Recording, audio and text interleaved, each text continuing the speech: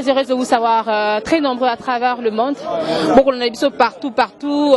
Bino pe beaucoup on a biso awa na vie province à Kinshasa à travers Canal Kin Télévision. Topé si bino penza mbote a tozali bongo na parler du peuple le kola bozali komona investiture ko sala mokolo alelo.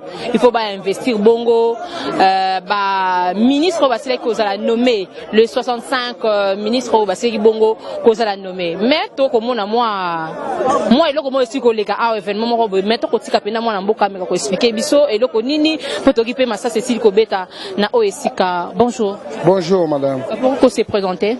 Bon nga ezande kwa misi o bande ko bayebi mukambia bilenge na kati ya lingomba IDPS et en même temps molobeli ya parti wana. Ndeko misi tomoni mabanga tomoni béchange mabanga esiko salama. Qu'est-ce qui s'est passé à liboso ya palais du peuple? Bon, merci beaucoup madame. Je crois que tu asliko déplorer délinquance na inconscience ya ba jeune oyo babengi bango je crois ya PPRD. Oyo bazali ko comprendre que les contextes ont changé. Bango bali batu moko il faut ba sambelela ka jeunesse ya IDPS. Oyo bundaki pona bango lelo bazako se retrouver na kati ya gouvernement. Oyo kamami na mwana mboka Félix Tshisekedi. Ils ont fait 22 ans de pouvoir sans pour autant penser à la jeunesse. Mais quand la jeunesse de l'UDPS a yaki et pas mon candidat bango et puis le président a pris la décision na ba parti union sur représentativité à jeunesse là, mais il continue toujours dans inconscience na bango yakoya ko attaquer bato. Je crois que la jeunesse de l'UDPS était permanente na niveau hémicycle, juste pour donner un peu de la chaleur par rapport à l'événement autour nango parce que lelo ezali investir à gouvernement o ya ba débauché té. O ezali gouvernement moko o ezali accepté et acceptable na ba congolais nyos. Mais malheureusement to constater que ba jeune tant ba otambola mutuka moko yé na ba garçon moko ba lati ba veste ba kitina minduki en tout cas mo nga na yeba ki na kati ezali ndeko chaleur ba bandi ko beta na masasi. Mais ce qui est important moko akangami aza kuna totiki bango na maboko ya la police et sengeli to landela yango to comprendre pourquoi basali eloko wana nani atindaki bango parce que nous sommes dans un état de droit. Président Nabiso Aïb Sakabiso, nous devons créer une république de valeurs. Et dans la république à anti-valeurs. La jeunesse de l'UDPS a affronté les régimes contre le peuple congolais. Nous avons affronté. Il y a un moment où ils ont parti à un peu violent. On n'est pas violent. Parce que quand on affronte l'arme, il faut une arme bien déterminée. Mais aujourd'hui, nous avons l'alternative crédible de l'alternance. Félix Tshisekedi, chef de l'État, par la volonté des Congolais, les lois à président. Mais comment? Il faut que le pays change. Les anciennes méthodes, il faut y tomber. C'est pourquoi nous demandons même l'implication de son excellence, vice-premier ministre, ministre de l'Intérieur, excellence Kankonde, à s'imprégner dans le dossier parce que nous devons en finir avec ces antivaleurs. Est-ce que vous avez vraiment vraiment besoin de Yezaki?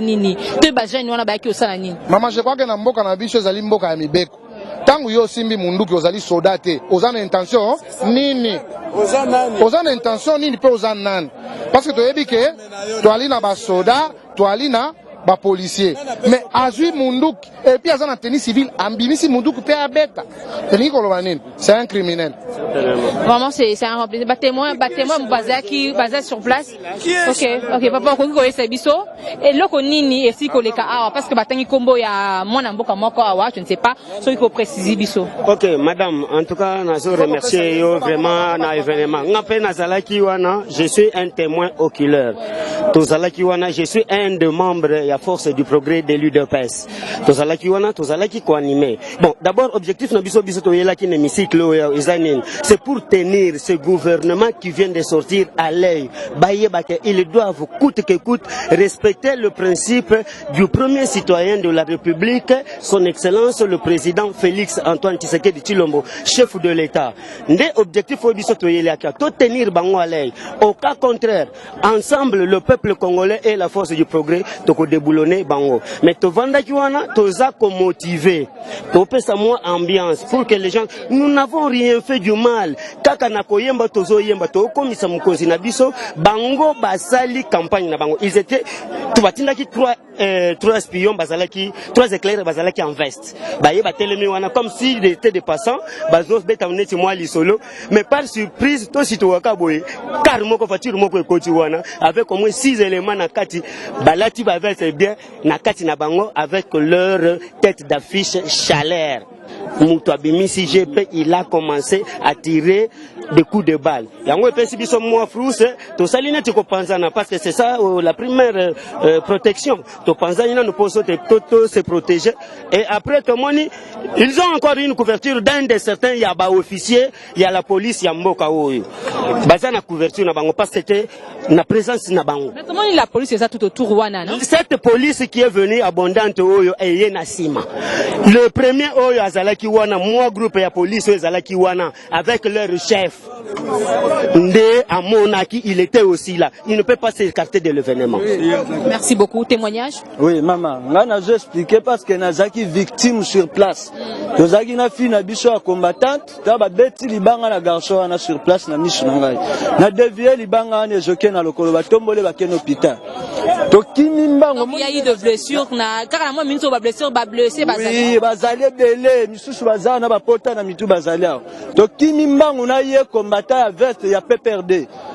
To kwei na zamba kuna na ye na kange na veste ba soda mi balé ba ye to simbi le ticket na la police kuna. Pe na sire bango se ba bimisié.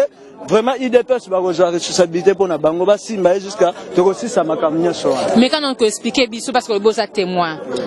Yo zala ki wapi pe événement e bandi e bana ki wapi. Ah wana tout justement na cabine il y a le 36G ça maka to bando koyemba.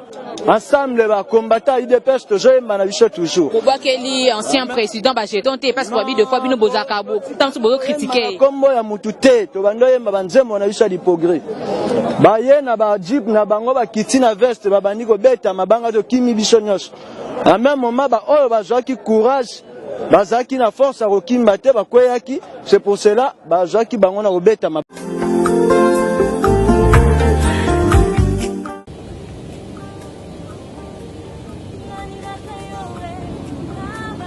Coucou, le Maman Africa est de retour. Nous disons ensemble avec mon équipe, nous allons nous battre pour vous informer à temps réel.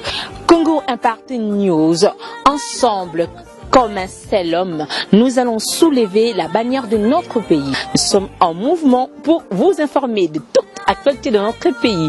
Et surtout si vous avez vos publicités, vos promotions, nous sommes là pour le faire. Et toutes sortes de cérémonies, nous sommes là pour vous accompagner. N'hésitez pas de vous abonner massivement sur notre chaîne YouTube Congo Impact News. Congo Impact News, ensemble comme un seul homme, nous disons on va travailler pour vous informer. À bientôt.